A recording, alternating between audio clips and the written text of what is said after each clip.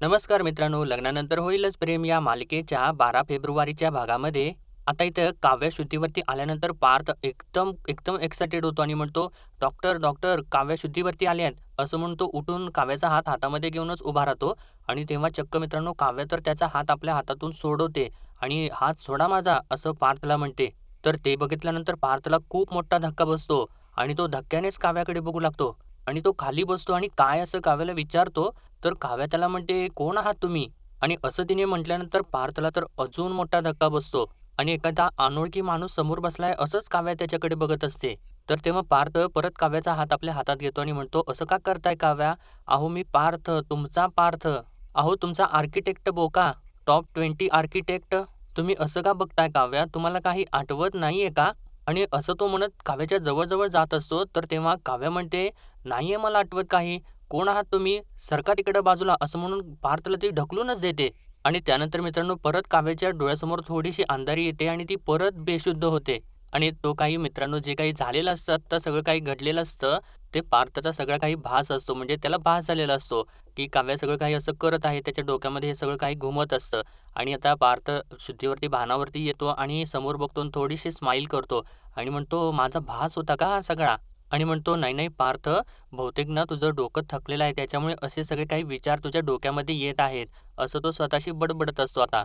आणि त्यानंतर एकदम खुश होतो आणि म्हणतो, "काव्या अहो हा भास होता." आणि तो आता इमोशनल होतो परत आणि म्हणतो, "अहो माझी फिस्कारलेली मांजर, एक वेळ ना लग्नानंतरचं माझं प्रेम जरी विसरलात ना तरीसुद्धा मला चालेल. पण जर तुम्ही मलाच जर विसरलात ना तर मी मरून जाईन हो." आणि असं तो बोलत असताना मित्रांनो खूप इमोशनल झालेला असतो आणि तो एक सारखा काव्याकडे बघत असतो. तिचा हात आपल्या हातामध्ये घेतो आणि एकदम हात आपल्या जवळ घेतो तिचा आणि त्यानंतर तो तिच्या चेहऱ्यावरून हात वगैरे फिरवू लागतो. खूप इमोशनल झालेला असतो तिच्या बाबतीत. आणि मित्रांनो त्यांनी इथं असं छान मस्तपैकी असं इमोशनल गाणंसुद्धा इथे लावलेलं आहे बॅकग्राऊंड म्युझिकला आणि पार्थ आता तिच्या एकदम शेजारी डोक्याच्या एकदम लागून तो डोकं ठेवून तिच्याकडे बघत राहतो. आणि मित्रांनो आत्ता त्याच्या मनामधलं जे काही म्हणजे काव्याबद्दलचं आणि जीवाबद्दलचं जे काही असतं, ते पूर्णपणे अगदी पूर्णपणे निघून गेलेलं असतं आणि तो काव्याबद्दल एकदम इमोशनल झालेला असतो. तिचा हात आपल्या हातामध्ये घेऊन कधी एकदा काव्य शुद्धीवरती येते या प्रतीक्षेमध्ये तो एकदम भावूक झालेला असतो आणि अगदी त्याच पद्धतीचं इमोशनल बॅकग्राऊंड सॉन्गसुद्धा त्यांनी इथे लावलेलं आहे मित्रांनो. एकदम म्हणजे एकदम असा भावूक क्षण इथे दाखवलेला आहे त्यांनी आणि पारच्या डोळ्यामध्ये आता पाणीसुद्धा येऊ लागतं मित्रांनो. आणि त्यानंतर आता दुसऱ्या दिवशी सकाळचा सीन दाखवलेला आहे. सकाळ झालेली असते आणि तेव्हा म्हणजे पार्थ इकडे बाहेर असतो आणि सगळेजण बाहेरच उभे असतात. सगळेजण डॉक्टरांची वाट बघत उभे असतात. इतक्यात आता डॉक्टर तिथे येतात. तर डॉक्टर आता सगळ्यांना बघितल्यानंतर म्हणतात, "तुम्ही सगळे अजून इथेच, कुणीतरी एकट्याने इथे थांबा, बाकी सगळेजण घरी जा. तुम्ही परत या उद्या." असं ते बोलत असतात. तर पार्थ म्हणतो, "नाही, नाही, आम्ही थांबतो ना इथे. त्यांना शुद्ध आले की त्यांना खायला देतो, मेडिसिन्स देतो आणि मग गाडीमध्ये बसून आम्ही परीक्षेला सुद्धा जातो." तर तेव्हा डॉक्टर म्हणतात, "हो, त्यांची उद्या परीक्षा आहे ना आय-एसची." तर तेव्हा धनंजय म्हणतो, "नाही, नाही, उद्या नाही, ती परीक्षा आज आहे आणि आजचा दिवस ना ऑलरेडी सुरू झालेला आहे."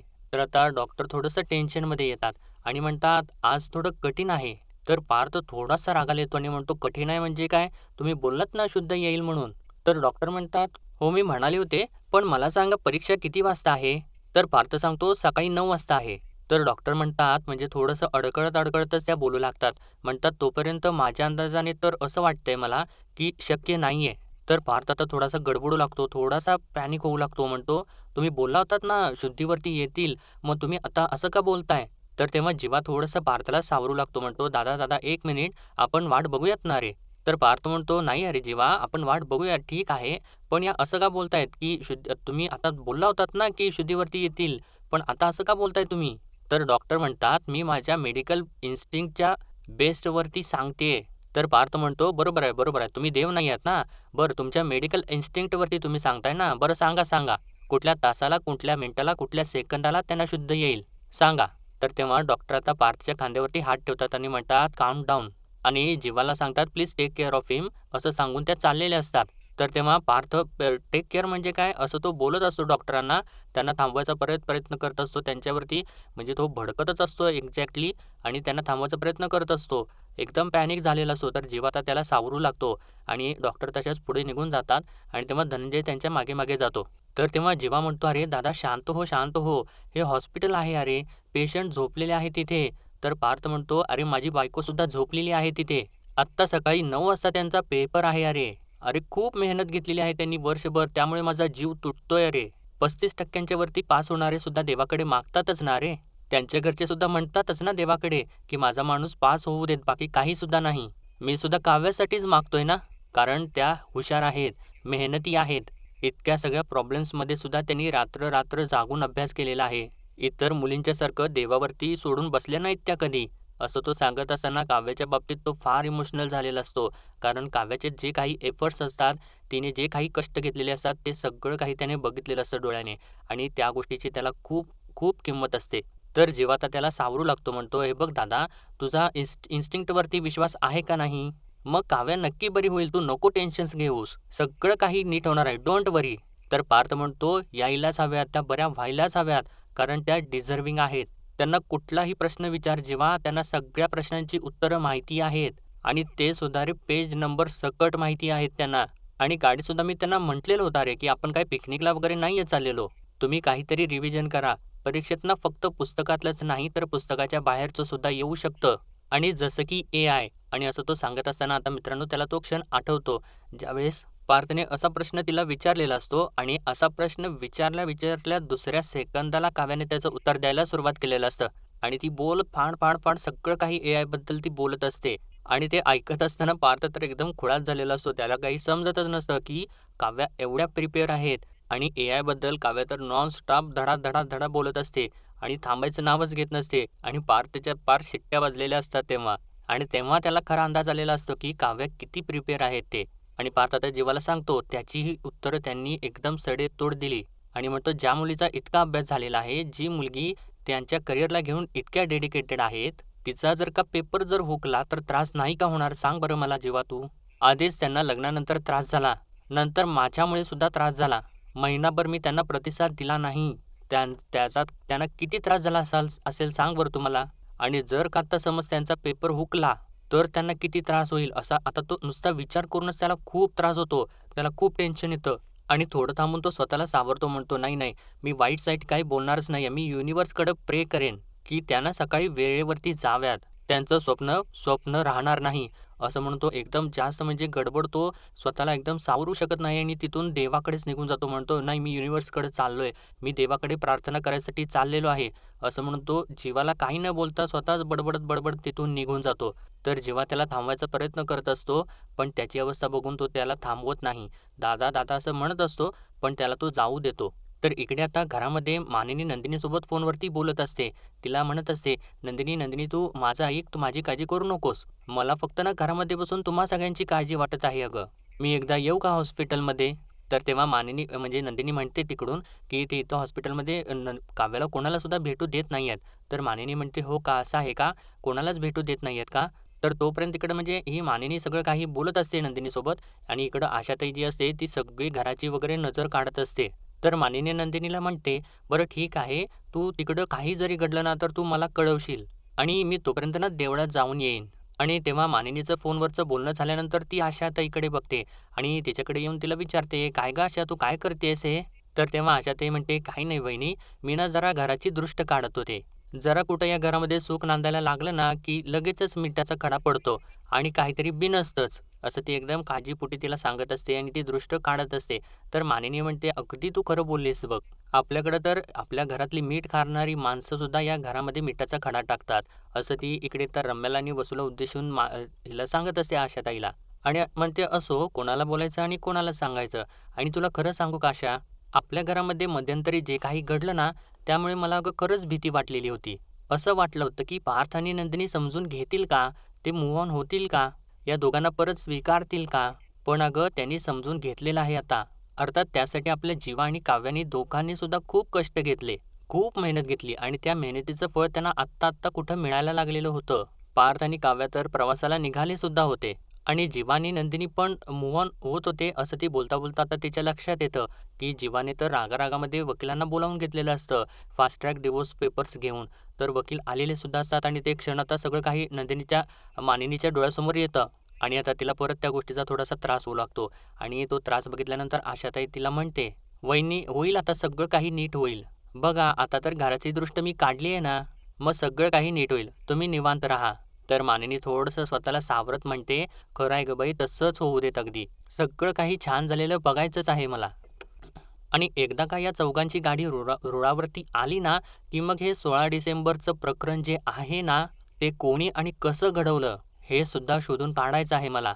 आणि मित्रांनो, तिला आता तर शंका आलेली असते, वसूचीच शंका आलेली असते. कारण बोलता-बोलता वसू ते काही सगळं बोलून गेलेली असते आणि तीच कुठेतरी शंकेची पाल आता मानिनीच्या डोक्यामध्ये चुकत आहे. आणि तिला तो क्षणसुद्धा आता आठवतो, ज्यावेळेस वसू घाबरून बोलत असते, "मी शेवटची सांगते, मी हे सगळं काहीसुद्धा केलेलं नाहीये. या सगळ्याशी माझा काहीसुद्धा संबंध नाहीये. 16 डिसेंबरनंतर मी कोणाच्याही आयुष्यामध्ये ढवळाढवळ करायला गेलेलीच नाहीये." असं ती एकदम फ्लोमध्ये बोलून गेलेली असते. आत्ताचं जे काही असतं अंगावरती आलेलं, ते झटकून टाकायसाठी तिने ते 16 डिसेंबरचं प्रकरण उकसून काढलेलं असतं. पण ते सगळं काही तिच्या चांगलं टळलेलं असतं, ते तिच्या लक्षात येतं. तेव्हा मानिनीने तिला विचारलेलं सुद्धा असतं, 16 डिसेंबर नंतर म्हणजे काय? आणि आता हे सगळं काही मानिनीला इथं आठवतं. तर इकडे परत आणि हॉस्पिटलमधला सीन दाखवलेला आहे. आता इकडे पार्थचं झाल्यानंतर जीवासुद्धा देवासमोर येतो आणि देवासमोर तो हात जोडतो आणि देवाला म्हणतो, "गणपती बाप्पा, अरे बास आता. नको रे अंत बघूस आता. प्लीज, प्लीज काव्याला शुद्धीवरती आण आता. कालपासून बिचारी बेशुद्ध आहे आणि तेव्हापासून दादाच्या आणि नंदिनीच्या डोळ्याला डोळा लागला नाहीये अरे." असं तो बोलत असताना मित्रांनो, आता पार्थ तिथे मागे येऊन उभारलेला असतो आणि जेव्हा जे काही बोलत असतो ते सगळं काही तो ऐकत असतो. आणि तेव्हा जीवाकडे बघून तो थोडासा इमोशनल झालेला असतो जीवाच्या बाबतीत, की जीवा मनापासून किती साफ आहे आणि तो किती पुढे निघून गेलेला आहे, हे आता परत त्याला त्याची प्रचिती येऊ लागते. तर जीवा पुढं म्हणतो, "रात्रभर ते आळीपाळीने दोघं सुद्धा काव्यासोबत थांबलेले आहेत. धनंजय मोहिते सुद्धा रडलेत अरे. प्लीज अरे. आणि काय आहे ना, मी माझ्या माणसांना रडताना नाही रे बघू शकत आणि नंदिनींना रडताना ना मी त्याहून नाही बघू शकत." असं तो चक्क मित्रांनो नंदिनीच्या बाबतीत बोलतो. म्हणजे नंदिनीच्या बाबतीत बोलत असताना ते ऐकल्यानंतर पार्थला तर आश्चर्यच वाटतं. म्हणजे हा एकतर एका बाजूला नंदिनीला डिव्होर्स द्यायला निघालेला असतो फास्ट ट्रॅकवरती आणि आता नंदिनीबद्दल एवढं भरभरून बोलत असतो, की मी नंदिनीला रडताना वगैरे नाही बघू शकत. मग तो नंदिनीचा एवढा रागराग का करत असतो, असंच आता इथं पार्थला सुद्धा प्रश्न पडला असणार आहे. आणि जेव्हा पुढे म्हणतो, "प्लीज देवा, मी तुझ्यासमोर हात जोडतोय. काव्याला शुद्धीवर आण आता प्लीज." असं म्हणून तो देवाला नमस्कार, गणपती बाप्पाला नमस्कार करतो. आणि तेव्हा थोडंसं पार्थच्या डोळ्यामध्ये पाणी आलेलं असतं आणि तो सुद्धा बाप्पाला नमस्कार करतो आणि तिथून आतमध्ये निघून जातो. म्हणजे काव्याच्या रूमच्या दिशेने तो निघून जातो. पण जीवाला ते काही माहिती नसतं, की पार्थने मागे उभं राहून ते सगळं काही ऐकलेलं आहे आणि तो आता तिथून आतमध्ये निघून गेलेला असतो. ते सुद्धा त्याला काही दिसलेलं नसतं. आणि त्यानंतर तो परत बाप्पाकडे प्लीज असं म्हणून तिथून बाजूला होतो. आणि इकडे आता जेव्हा पार्थ आतमध्ये काव्याच्या खोलीमध्ये जातो, तर मित्रांनो तेव्हा तिथे नंदिनी म्हणजे आता जेव्हा जसं म्हटला, की आळीपाळीने ते दोघे तिथं काव्याच्या शेजारी बसलेलेच आहेत. तसंच आता इथं नंदिनी बसलेली असते आणि तिथंच ती काव्याच्या शेजारी डोकं ठेवून झोपी गेलेली असते.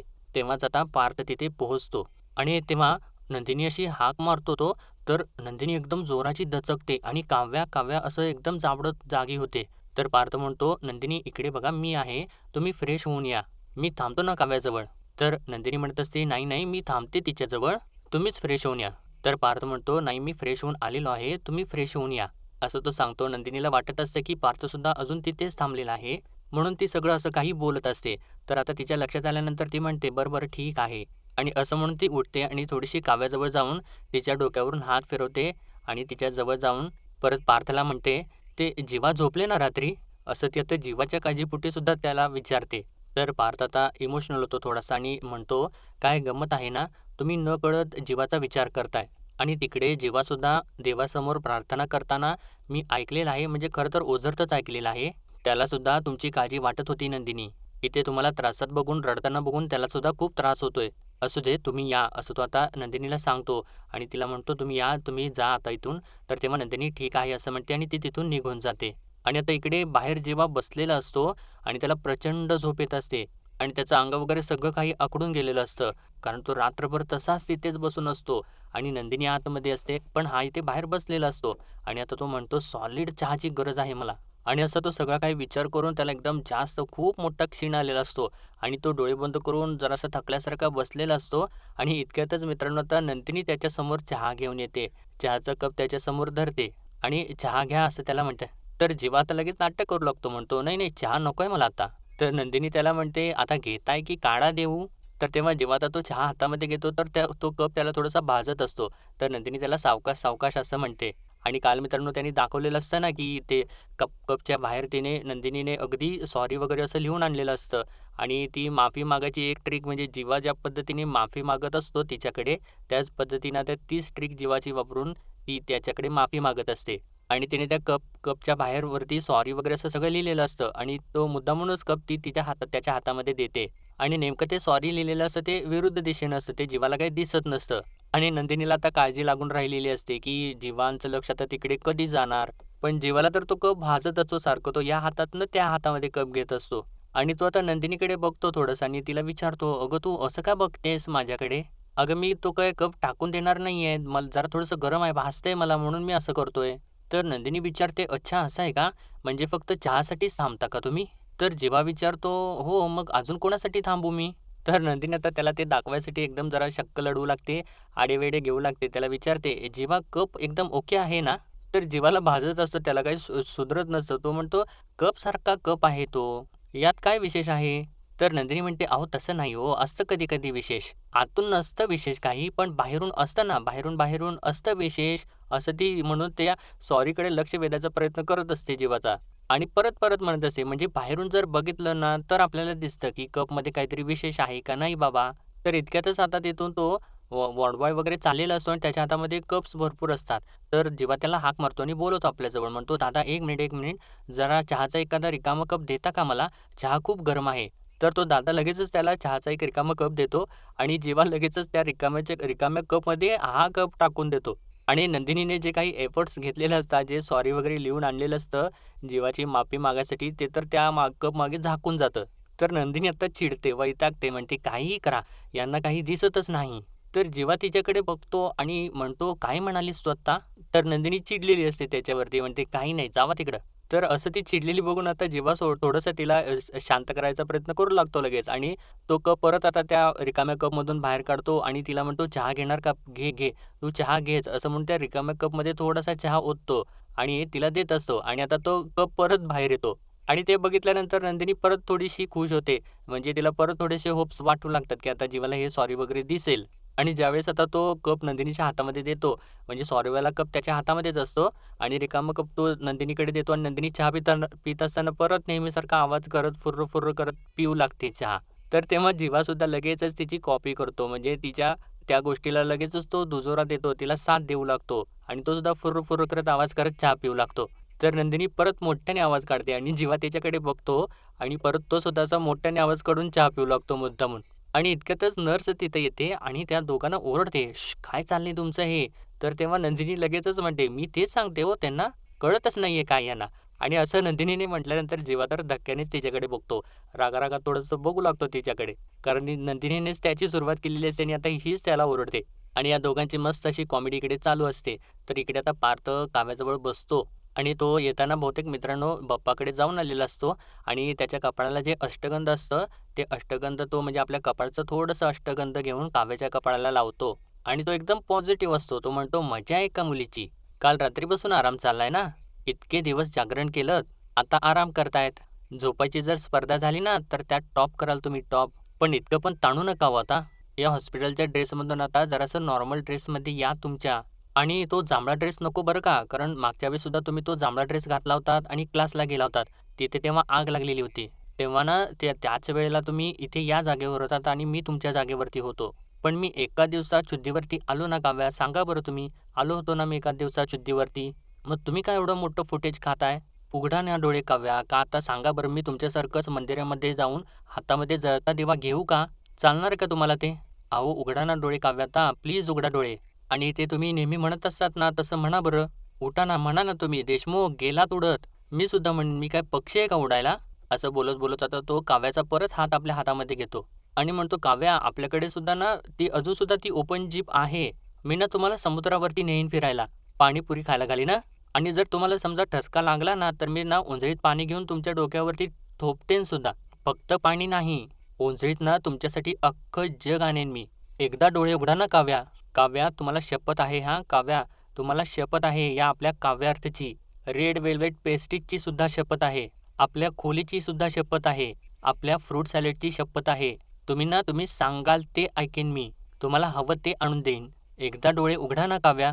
असं तो बोलत असताना खूप इमोशनल झालेला असतो मित्रांनो. खूप विनवण्या करत असतो काव्याकडे आणि ते सगळं काही म्हणजे आठवत असताना ते सगळं काही इमोशनली तो विचार करत असतो तेव्हा तो क्षण आता त्याच्या डोळ्यासमोर येत असतो. ज्यावेळेस काव्या पार्थला म्हणत असते, "तडफडते मी तुमच्यासाठी पार्थ, जीव चाललाय तिचा तुमच्याशिवाय. उभी आहे ही काव्य तुमच्यासमोर इथे. तुम्हाला जे हवं आहे ते करा आणि जे हवं ते करायला तयार आहे. अगदी स्वतःला बदलायला सुद्धा तयार आहे.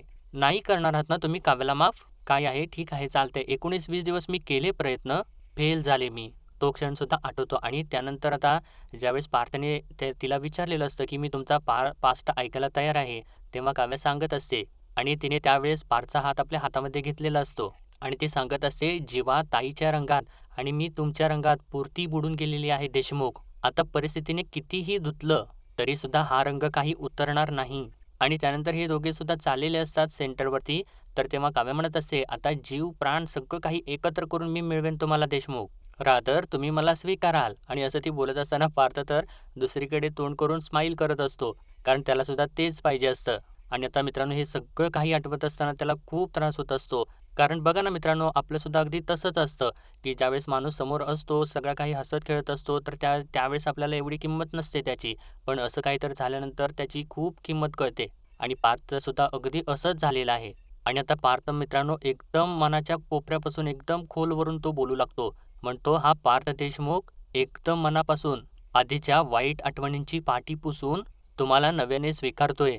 हा तुमचा बोका या मांजरीला ॲक्सेप्ट करतोय." असं तो एकदम मनापासून बोलतो. एकदम त्याचं मन बोलताना हे सगळं काही जड झालेलं असतं, भरून आलेलं असतं आणि तो बोलत असताना एकदम काव्याचा हात एकदम आपल्या जवळ घेतो आणि एकदम जास्त मनाने भरून गेलेला असतो, इमोशनल झालेला असतो. आणि मित्रांनो इतक्यातच चक्क काव्या नक्की का असं म्हणते आणि तिचे डोळे बंदच असतात, पण ती नक्की असं म्हणते खरं. आणि तेव्हा पार्थला तर धक्काच बसतो आणि तो धक्क्याने आता काव्याकडे बघतो, तर मित्रांनो आता काव्या डोळे उघडते अखेर. आणि आता पार्थने ते मनापासून, अगदी मनापासून ॲक्सेप्ट केलेलं असतं, ते काव्यापर्यंत पोहोचतं मित्रांनो. आणि काव्या अक्षरशः शुद्धीवरती येते आणि ती डोळे उघडते. आणि तिने डोळे उघडलेले बघून पार्थ तर एकदम इमोशनने भरून गेलेला असतो आणि त्याच्या डोळ्यामध्ये टचकन पाणी येतं मित्रांनो. आणि तेव्हा आता काव्या आपला हात त्याच्या हातामधून काढते आणि पार्थच्या गालावरून फिरवू लागते आणि त्याचे डोळेसुद्धा पुसते मित्रांनो. तर पार्थ परत तिचा हात आपल्या हातामध्ये घेतो आणि एकदम एकदम रडव्या आवाजात, एकदम इमोशनल आवाजात विचारतो, "काव्या तुम्ही शुद्धीवरती आलात?" आणि त्यानंतर तो एकदम जोराचा ओरडू लागतो, "डॉक्टर, सिस्टर काव्या शुद्धीवरती आल्या, तुम्ही लवकर या." तर तेव्हा काव्या म्हणते, "अहो पार्थ तुम्हाला काय हवं आहे?" तर तेव्हा पार्थ म्हणतो, "तुम्हाला उठून बसायचं आहे ना?" तर काव्या म्हणते, "त्यांना कशासाठी हाका मारताय? तुम्ही आहात ना?" आणि असं ती सर्व काही बोलत असते आणि पार्थला तर विश्वास बसत नसतो, की काव्या खरंच शुद्धीवरती आल्यात म्हणजे त्याचा भास होतोय की काय असं त्याला वाटत असतं. पण आता पार्थ इतका खुश असतो, इतका खुश असतो, की तो काव्याला हो म्हणतो. "मी आहे काव्य तुमच्यासाठी आहे." आणि आता तो काव्याचा हात घट्ट पकडतो आणि तिला उठवून सुद्धा बसवतो मित्रांनो. आणि आता अखेर काव्या छान अशी मस्तपैकी फ्रेश होऊ लागते. ती शुद्धीवरती आलेली असते मित्रांनो आणि ती आता उठून बसते सुद्धा. आणि मित्रांनो त्यांनी याच वेळेला आता परत असं बॅकग्राऊंड म्युझिकसुद्धा लग्नानंतर होईलच प्रेमचं जे छान असं बॅकग्राऊंड सॉन्ग आहे, ते म्हणजे बॅकग्राऊंडमध्ये त्यांनी लावलेलं आहे इथे. आणि पार्थ आता परत तिच्या शेजारी बसतो. परत तिचा हात आपल्या हातामध्ये घेतो आणि खूप इमोशनल झालेला असतो आणि एकदम तो हात घेतो, असं दाबून आपल्या एकदम जवळ घेतो तो आणि त्याला गहिवरून आलेलं असतं. तर काव्या त्याच्याकडे बघून म्हणजे काव्याने तर ते आत्ताच बघितलेलं असतं आणि ते सगळं काही बघून काव्याला खूप छान वाटत असतं, की तिचा पार्थ आता तिला परत मिळालेला असतो आणि तिचे जे काही एफर्ट्स चालू असतात, त्या लढाईमध्ये ती आता जिंकलेली असते. आणि मित्रांनो आता हे सगळं काही इथे छान त्यांनी दाखवलेलं आहे आणि आजचा भाग इथेच संपतो आणि पुढील भागामध्ये आपण पाहणार आहोत. आता इथे नंदिनी आणि जीवासुद्धा आतमध्ये आलेले असतात आणि तेव्हा पार्थ अजूनसुद्धा काव्याचा हात त्याने सोडलेलाच नसतो आणि तो आता काव्याला म्हणत असतो, "काव्या मी तुम्हाला तुमच्या भूतकाळासकट स्वीकारलेलं आहे. आता जिथे तुम्ही तिथे मी." तर नंदिनी विचारते, "म्हणजे आता तुम्ही काव्यासोबत गेस्ट रूममध्ये राहणार की काय?" तर पार्थ म्हणतो, "नाही, मी ना त्यांना माझ्यासोबत घेऊन जाणार गेस्ट रूममधून काव्यार्थ रूममध्ये." आणि असं तो बोलत असताना मित्रांनो जीवा तर मोठ्याने शिट्टी वाजवतो आणि काव्य आता खुश झालेली असते. तिने सगळं काही जिंकलेलं असतं आणि त्यानंतर मित्रांनो पार्थ चक्क सगळ्यांच्या समोर हॉस्पिटलमधून काव्याला उचलून घेतो आणि उचलून घेऊनच तो तिथूनच काव्याला घरी घेऊन जात असतो. आणि तेव्हा तो घेऊन जात असताना सर्व स्टाफ आणि सगळे नंदिनी जीवा वगैरे सगळे काही टाळ्या वाजवत असतात आणि आजचा भाग मित्रांनो त्यांनी खूप छान सुंदर दाखवलेला आहे. तर मित्रांनो व्हिडिओ आवडला असेल तर व्हिडिओला लाईक करा, चॅनलला सबस्क्राईब करा. भेटूया परत उद्याच्या भागामध्ये. धन्यवाद.